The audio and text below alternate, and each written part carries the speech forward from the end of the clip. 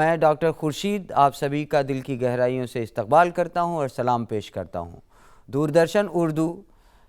ہمارے مختلف ثقافتی اور تہذیبی معاملات کو عوام تک پہنچانے کی کوشش کرتا ہے۔ اسی سلسلے میں یونانی کلینک کا آغاز کیا گیا ہے،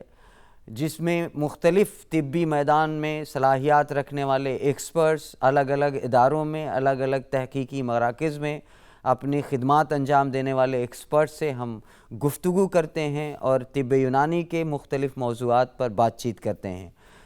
دوستو، آج ہمارے اسٹوڈیو میں پروفیسر عارف زیدی صاحب تشریف رکھتے ہیں، وہ جو جامعہ ہمدرد میں ایک سینئر پروفیسر ہیں۔ اس کے ساتھ ہی ساتھ وہ مجیدیہ یونانی ہاسپٹل کے میڈیکل سپرنٹینڈنٹ ہیں۔ میں خورشید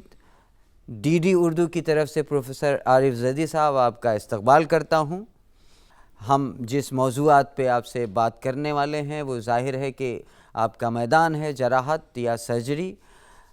اس کے لیے میں آپ کا شکریہ ادا کرتا ہوں۔ جیسے کہ ماحول میں یا سماج میں ایک طرح کی یہ غلط فہمی ہے کہ گریجویٹس آف یونانی میڈیسن کو بہت زیادہ سرجری کرنے کی اجازت نہیں ہے یا گنجائش نہیں ہے، جبکہ میں یہ دیکھتا ہوں کہ جتنے بھی ٹریڈیشنل میڈیسن کے یا آیوش کے کورسز ہیں ان کے اخیر میں اس لگا ہوا ہے جس کے معنی سرجری کے ہیں۔ آپ کا اس پہ کیا خیال ہے؟ خورشید صاحب، آپ نے تو کہنا چاہیے کہ میرے جواب کو خود ہی پورا کر دیا۔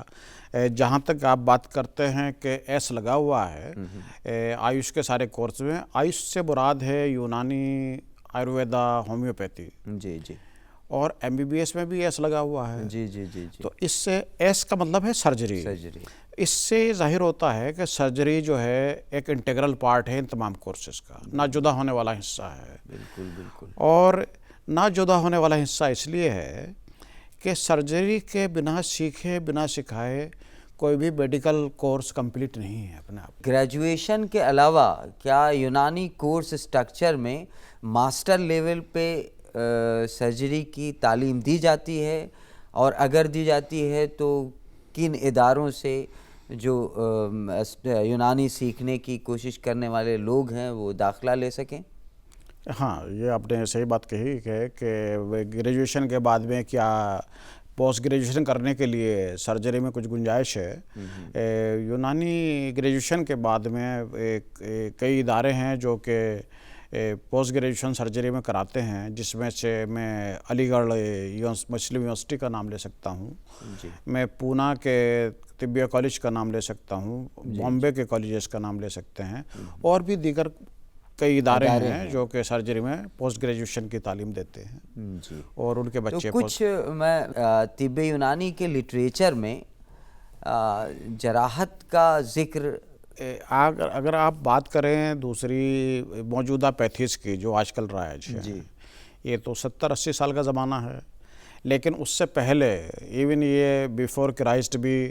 جو ہے جہاں سپرسٹیشنز سمجھتے تھے، اور اس کے بعد میں جو تھوڑا وقت گزرا تو پھر کسی نہ کسی اعتبار سے سرجری کرتے تھے۔ اب میں آپ کے سوال کو مختصر کرتے ہوئے میں آپ کو بتا دوں کہ 9ویں 10ویں سینچری میں ابو سہل مسیحی اور زہراوی جیسے ایسے مشہور سرجن تھے۔ زہراوی نے ایک پورا اپنا کتاب لکھا ہے سرجری پر، کتاب العمدہ فی الجراحات کے نام سے، اور جو اس کے اندر انسٹرومنٹس کا ذکر کیا ہے ابو القاسم زہراوی نے، اور ان کی پکچرز اس کے اندر اپنی بکس میں انہوں نے اس کے فوٹوز اور ان کے پیریڈ کے انسٹرومنٹس اویلیبلس ہیں۔ آپ کو یہ جان کر تعجب ہوگا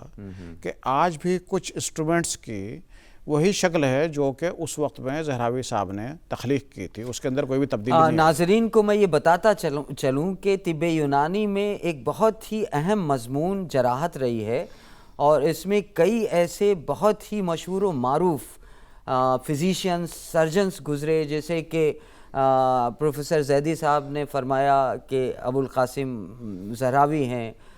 مسیحی ہیں۔ ان لوگوں نے ایسے انسٹرومنٹس کی ایجاد بھی کی تھی جو آج بھی کسی نہ کسی شکل میں شاید ماڈیفائی کر کے اپنی خدمات انسٹرومنٹ سرجنز کو دے رہے ہیں۔ سر، میں آپ سے یہ جاننا چاہتا ہوں کہ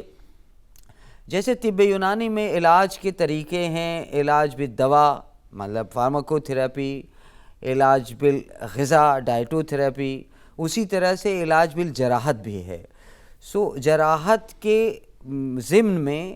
ایک یونانی سرجن کیا کیا چیزیں استعمال کر رہا ہے جس سے کہ وہ کنٹمپریری میڈیکل سائنسز کے برابر اپنے آپ کو رکھے؟ بہت اہم سوال کی طرف آپ نے توجہ دلائی۔ اس وقت اکثر لوگ ہم سے سوال پوچھتے ہیں کہ یونانی سرجری کیا ہے؟ جی جی دیکھیے سرجری تو سرجری ہے، اٹ از اے یو سی کہنا چاہیے کہ ایک کرافٹ مین شپ اس کو کہہ لوں میں اگر تو کرافٹ مین شپ ہے۔ تو اس میں یہ تفریق کرنا کہ یونانی سرجری کیا ہے اور دوسری سرجری کیا ہے، اس کی گنجائش تو رہ نہیں جاتی۔ اب آتے ہیں ہم کہ یونانی کے گریجویٹس یا یونانی کے پوسٹ گریجویٹس جو ہیں وہ کیا سرجری کرتے ہیں۔ جی جی میں آپ کو گوشہ گزار کر دوں کہ یونانی میں جو سرجریز کا ہمارا ایمفیسس ہے وہ اس بات کو لے کر ہے کہ یا تو سرجری کو ہم منیمائز کر دیں، جی جی یا سرجیکل کیسز کو جہاں تک بھی ہو سکے اس کو نان سرجیکل میں کنورٹ کر سکیں۔ میں کئی ایگزامپل اس کی آپ کو دے سکتا ہوں ایسی چیزوں میں۔ سپوزنگ دیٹ آپ بات کریں ڈائبٹک فوٹ کی جس کے اندر گینگرین ڈیولپ ہوتا ہے، اس پہ ہم لوگ ابھی آپ کے مہارت سے استفادہ ضرور کریں گے۔ ناظرین کو میں یہ بات بتا دوں کہ پروفیسر زیدی صاحب ایک بہت ہی ماہر لیچ تھراپسٹ ہیں جن کے اوپر نیشنل جیوگرافک چینل نے باقاعدہ طور پہ ایک ڈاکومنٹری بنائی ہے اور بہت سارے کیسز ریسرچ جرنلز میں پبلش ہو چکے ہیں۔ میں آپ سے سر یہ جاننا چاہتا تھا کہ جیسے سرجری ایک کورس سٹرکچر میں بہت ہی گہرائی سے شریک ہے، ایک لفظ یونانی کے مضمون میں آ رہا ہے، ان دنوں بہت تیزی سے بڑھ رہا ہے، علاج بالتدبیر۔ تو کیا آپ اس پہ تھوڑی سی روشنی ہمارے ناظرین کے لیے ڈالیں گے؟ علاج بالتدبیر جس کو آپ کہہ رہے ہیں، اگر میں صحیح کہوں تو میں اس کو کہہ سکتا ہوں کہ پیرا سرجیکل پروسیجرز ہیں۔ پیرا سرجیکل پروسیجر، اس سے کیا مراد ہے ناظرین کو ذرا؟ پیرا سرجیکل سے مطلب یہ ہے کہ وہ سیدھے آپ اس کو سرجیکل سیٹ اپ میں نہ لے جا کر کے نیئر ٹو سرجری کچھ انٹرونشنز کرتے ہیں۔ جیسے میں آپ کو بتاؤں کہ سپوز لو بیک ایک بڑی کامن پرابلم ہے جس میں کئی بار سلپ ڈسک سے کئی بار اور دوسری چیزیں یہ ڈیولپ ہوتی ہیں، اور الٹیمیٹلی اس کا پھر فائنل آؤٹ کم یہ ہوتا ہے کہ اس کو پیشنٹ کو آپریٹ کیا جائے۔ شیاٹک کے جیسے پرابلمس ہو جاتی ہیں، سیویئر پین جس کے اندر لمبر سمپیتھیکٹمی کرنا پڑتا ہے، لیکن یہ آئی بی ٹی کی ہیلپ لے کر کے ان تمام چیزوں کو ہم اوائڈ کر سکتے ہیں۔ اچھا، علاج بالتدبیر سے ان علامات پہ مطلب قابو پایا جا سکتا ہے جس سے کہ اگر جراحت کی گنجائش ہے فیوچر میں تو اس کو ہم روک سکتے ہیں کافی حد تک۔ اور اسی طرح سے ابھی تو میں نے ایک ہی کا نام لیا، اسی طرح سے آپ جیسے لیچ کا ذکر کیا تھا، اس میں بہت سے ایسے السرس ہیں جن کی ہیلنگ نہیں ہوتی، بہت سے علاج بالتدبیر میں کچھ پرانے زمانے سے جہاں تک میری معلومات ہیں فسد کھولنا بھی، حجامہ کھولنا بھی، کیا آپ ہمارے ناظرین کو ان سب موضوعات پر تھوڑا سا کلیئر کریں گے؟ چونکہ ان دنوں میں یہ محسوس کر رہا ہوں کہ طب یونانی کا یہ پہلو جس میں کہ خاص طور سے حجامہ ہے، کپنگ تھراپی ہے، وہ بہت تیزی سے پھیل رہا ہے پوری دنیا میں۔ آپ کیا ہمارے ناظرین کو بہت آسان زبان میں یہ بتا سکیں گے کہ یہ کیا مینول تھراپی یا سرجری میں شامل ہیں یا الگ سے ہیں کچھ؟ جیسے آپ نے ذکر کیا حجامہ تھراپی بہت پاپولر ہے۔ پہلے لوگ ابھی تک میں نے دیکھا ہے اب سے 30-40 سال پہلے تک بہت چھوٹے گاؤں میں لوگ جو ہے وہ ہارنز لے کر کے اینیملز کا اس کو ایک نگیٹو سیکشن کے لیے اس کو استعمال کیا کرتے تھے، لیکن ظاہر سی بات ہے کہ وہ الٹریٹ لوگ تھے اور ان کو معلوم نہیں تھا جو کہنا چاہیے کہ اپنے آپ کو ٹریڈیشنل ہیلر بھی نہیں تھے وہ، ادر دین جس کو یوز کر رہے تھے روایات سے چل رہے تھے، ان کے والد کر رہے تھے، ان کے دادا کر رہے تھے، تو وہ ایک لیگیسی تھی۔ تو اس کو موڈیفائی کیا گیا، موڈیفائی کرنے کے بعد میں بہت ہی اچھے ڈیزائن ان کپس کا کیا گیا، اور اس کے پورے اسٹرائلائزیشنس کا تمام خیال رکھا گیا، اور پھر جو اسپیسیفک پوائنٹس ہیں کپنگ کرنے کے لیے، ہجامہ کرنے کے لیے، ان کو آئیڈینٹیفائی کیا گیا۔ ظاہر ہے کہ جو مریض ہے آج کا وہ اتنا سمارٹ ہے، اتنا قابل ہے، وہ خود بہت ساری چیزیں، چونکہ انفارمیشن اب ہمارے موبائلز پر ہے، انٹرنیٹ اویلیبل ہے، اگر وہ کوئی علاج لینے جا رہا ہے تو اس سے پہلے بہت ساری اطلاعات وہ لے لیتا ہے۔ مان لیجئے کہ کوئی مریض یا تو لیچنگ جو سرجری کا، مائکرو سرجری کا حصہ ہے یونانی کا، وینی سیکشن یا ہجامہ ہے، ان پہ اگر وہ اپنا استفادہ کرنے کے لیے جا رہا ہے تو وہ جاننا چاہتا ہے، تو کیا ان جو ایریاز ہیں جیسے کپنگ تھراپی ہو گئی، لیچنگ ہو گئی، یا پھر دوسرے طریقے علاج ہیں جراحت کے، ان کا کوئی سائنٹیفک بیک گراؤنڈ ہے؟ آپ اس کو ریشنل انداز میں کیا ناظرین کو سمجھا سکتے ہیں؟ سائنٹیفک انداز میں جہاں تک آپ سمجھانے کی بات کر سکتے ہیں، میں تو صرف یہ کہہ سکتا ہوں کہ یونانی کا جو تھیوری ہے وہ ہیومرل بیس تھیوری ہے۔ جی جی جی، کئی ایسے ہیومرل بیس مطلب اس پہ تھوڑا وضاحت چاہوں گا۔ باڈی کے اندر جو 4 طرح کے ہیومرس ہیں، جی 4 ہیومرس ہیں، اور 4 ہیومرس مل کر کے آدمی کا ٹیمپرامنٹ کو بناتے ہیں، مزاج کو بناتے ہیں۔ اور مزاج کا بگڑ جانا جو ہے بیماری کی علامت ہے۔ ایک مزاج ایک بڑا پاپولر ورڈ ہے، لوگ پوچھتے ہیں آپ کے مزاج کیسے ہیں، مینس آپ ٹھیک ہیں کہ نہیں ہیں، لیکن طبی نقطہ نظر سے کچھ دوسرا مفہوم ہے میڈیکل امپورٹنس ہے طبی نقطہ نظر سے۔ تو ہیومرس کے اندر جب پٹریفیکشن ہوتا ہے، ہیومرس کے اندر جب بگاڑ آتا ہے، ڈیریلمنٹ ہو جائے، مطلب ان کا جو کیمیکل کمپوزیشن یا فزیولوجیکل فنکشنز ڈسٹرب ہو جائیں، تو جیسے میں نے کہا کہ 4 ہیومرس میں سے جس بھی ہیومرس کا ہوگا اس کے اکارڈنگلی پرابلمس کریٹ ہو جائیں گے۔ جی جی جی، تو ان ہیومرس کو ڈسپلیس کرنا یا ان ہیومرس کو اپ ٹو سم ایکسٹینٹ جو ہے ایکسٹریکٹ کرنا، نکالنا، ایویکویٹ کرنا، یہ بیسک ایمفیسس ہے جو آپ ہجامہ کی بات کر رہے ہیں۔ کیونکہ ہجامہ 2 طرح سے ہے، ایک تو ڈرائی ہجامہ ہوتا ہے جس کے اندر صرف نگیٹو سیکشن کریٹ کرتے ہیں، اور دوسرا بہت ہی سپرفیشل اسکار لگا کر کے۔ مطلب یہ ہے کہ ناظرین کو یہ بات بخوبی سمجھ لینا چاہیے کہ یہ جو ہجامہ ہے یا وینی سیکشن، لیچنگ ہے، ان سب ٹریٹمنٹ کے طریقوں کا ایک سائنٹیفک بیسس ہے۔ علاج کے دوران ان سب چیزوں کا ایک ماہر خیال رکھتا ہے، اور ان سارے سوالات کا جو کسی بھی مریض کے ذہن میں یا ہجامہ کرانے والے کے ذہن میں ہے، اس کے ذہن کو سیٹسفائی کرنے کے لیے ایک ماہر کے پاس جواب بھی ہیں۔ آپ سے سر میں یہ جاننا چاہوں کہ اگر مان لیجئے کہ کوئی مریض آپ کو کسی درد کی شکایت لے کے آتا ہے، اور ہجامہ آپ کچھ دن اس کو لگانے کی بات کرتے ہیں، تو آپ کیسے ڈیسائیڈ کریں گے، یا کیا ایک ہی بار لگانے سے ہجامہ میں اس کے سمٹمز میں، اس کی علامات میں کمی آتی ہے، یا اس کو آپ کئی بار ریکمنڈ کرتے ہیں، یا کچھ سیٹس میں بلایا جاتا ہے؟ یہ دیکھیے پرسن ٹو پرسن ڈیفر کرتا ہے، ڈیپینڈس کرتا ہے کہ کہاں پر کتنا پریشر ہے، کتنا پریشر ریلیو ہو سکتا ہے۔ فار ایگزامپل ہم نے بات کی شیٹک پین کی، بہت ہی سیویئر پین ہے، کئی بار پین کلرز لینے کے بعد بھی اس پین کے اندر کوئی فاقہ نہیں ہوتا، وہ پین چلتا رہتا ہے۔ اور اس کے اندر جب ہم یہ ہجامہ کرتے ہیں تو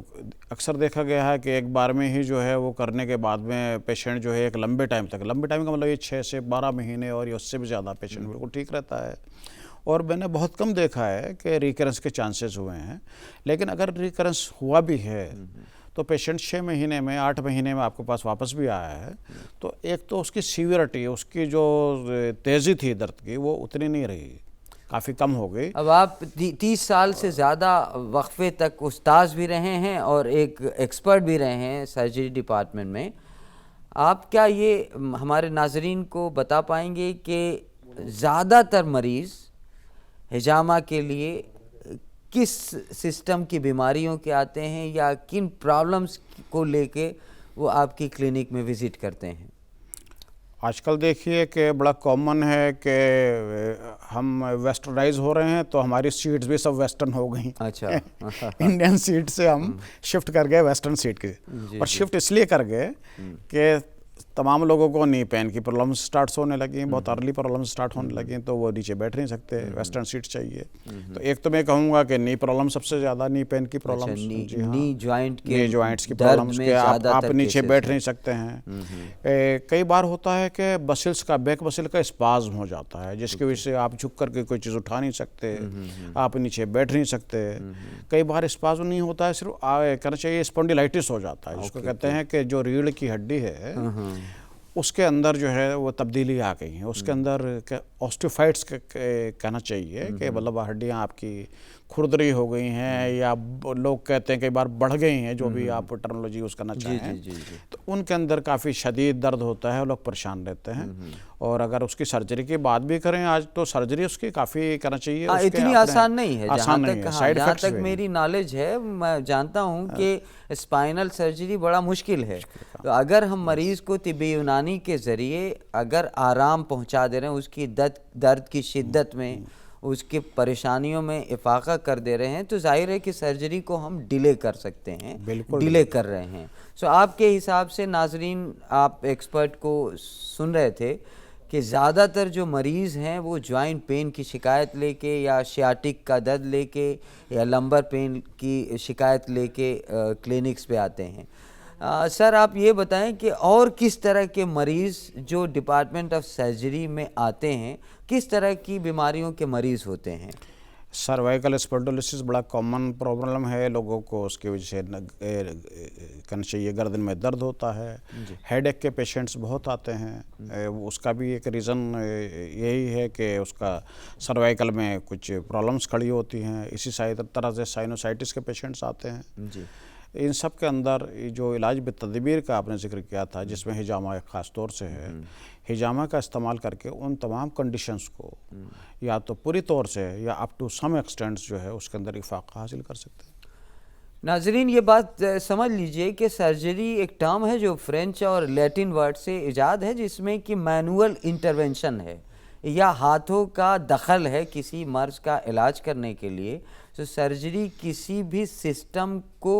एट्रीब्यूट नहीं की जा सकती, बल्कि पुराने ज़माने में तिब्ब यूनानी, जिसे आर्ट ऑफ हीलिंग भी कहा जाता है, उसमें हाथों का इस्तेमाल करके जो इलाज हम कर सकते हैं वो सर्जरी के ज़रिए किया जाता है। आप प्रोफेसर आरिफ ज़ैदी से इस वक्त गुफ्तगू कर रहे हैं, हम लोग तबादला ख़याल कर रहे हैं, सर्जरी के मुख्तलिफ़ मौज़ूआत पर हम इनसे इंफॉर्मेशन ले रहे हैं, इनसे जानकारी ले रहे हैं। बहुत अच्छी बातों का ज़िक्र यहाँ पर हुआ कि आर्थराइटिस जैसे दर्द में, शदीद दर्द में, शियाटिक जैसे पेन में, यूनानी तरीक़ा इलाज में बहुत सारे ऐसे ऑप्शंस अवेलेबल हैं, जैसे कि कपिंग हो गई, जैसे कि लीचिंग हो गई, जैसे कि वेनिसेक्शन फर्स्ट हो गया, जैसे कि अभी सर ने बताया कि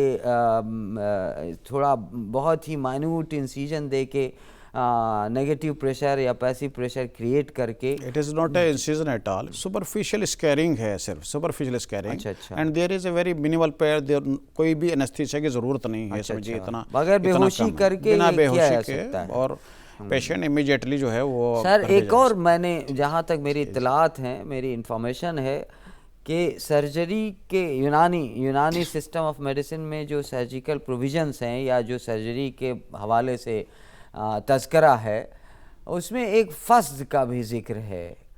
या वेनिसेक्शन, जिसे हम लोग ये कह सकते हैं कि नसों को खोल के गंदा खून बाहर लाया जाता है, जो एक आम आदमी जानता है। लेकिन जाहिर है कि अगर यूनानी तिब में है, मेडिकल साइंस में है, तो इसकी अपनी कुछ रेलेवेंस होगी। हमारे नाजरीन को ज़रा इस पर रोशनी डालिए कि ब्लड लेटिंग के ऊपर काफ़ी ज़ोर यूनानी के अंदर दिया गया, खून का निकाल देना जी। और ब्लड लेटिंग के डिफरेंट प्रोसीजर्स जिसका हम जिक्र कर रहे हैं, जिसके अंदर अभी आपने जिक्र किया था कपिंग का जी। आपने जिक्र किया था लीचिंग का जी। इसी तरह से फर्स्ट जो है वो भी ब्लड लेटिंग का एक तरीका है, एक कदीम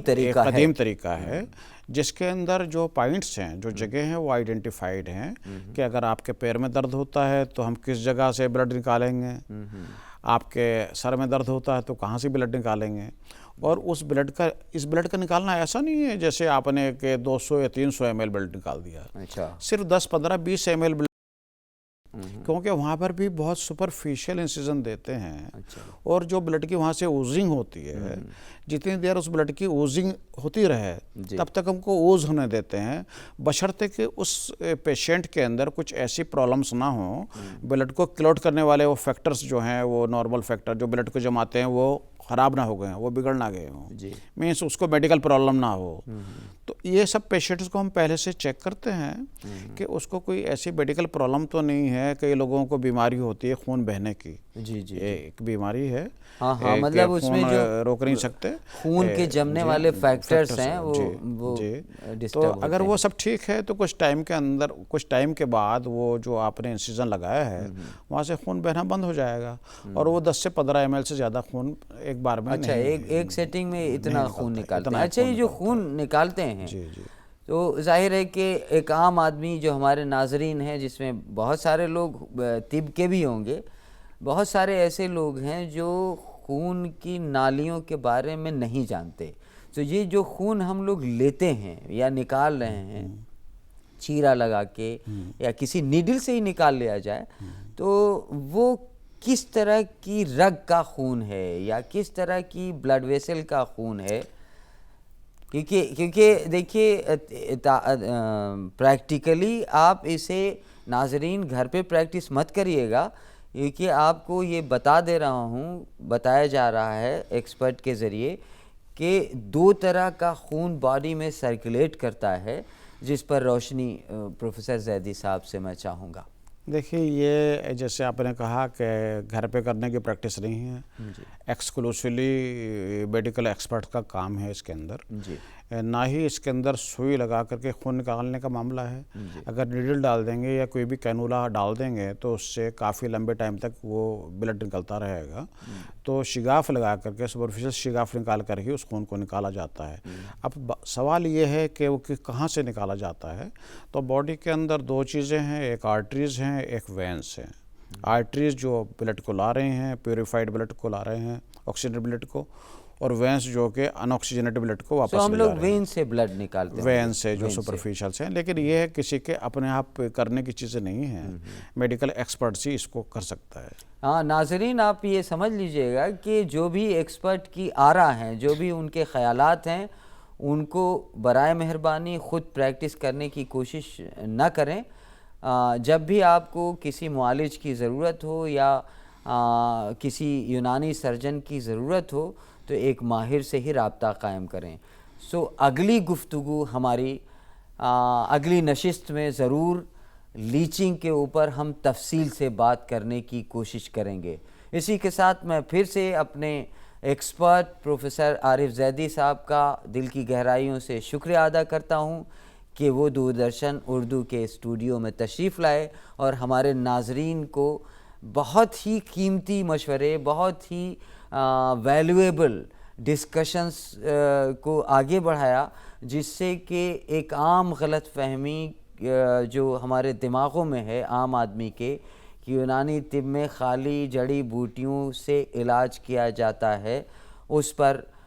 جو شک و شبہ تھا، جو شبہ کے بادل تھے، اس کے چھٹنے میں مجھے امید ہے کافی مدد ملی ہوگی۔ ہم پھر اسی موضوع کو مزید تفصیل سے بات کریں گے۔ ہمارا اگلا موضوع یقیناً لیچنگ تھراپی یا عمل تعلیق ہوگا، جو یونانی طب کا ایک بہت ہی مائکرو سرجیکل پروسیجر ہے، جس پر میں پروفیسر زیدی صاحب کو پھر سے ضرور زحمت دوں گا۔ بے حد شکریہ، بہت بہت شکریہ دوردرشن اردو کی جانب سے۔ آپ کا بھی بہت بہت شکریہ خورشید صاحب۔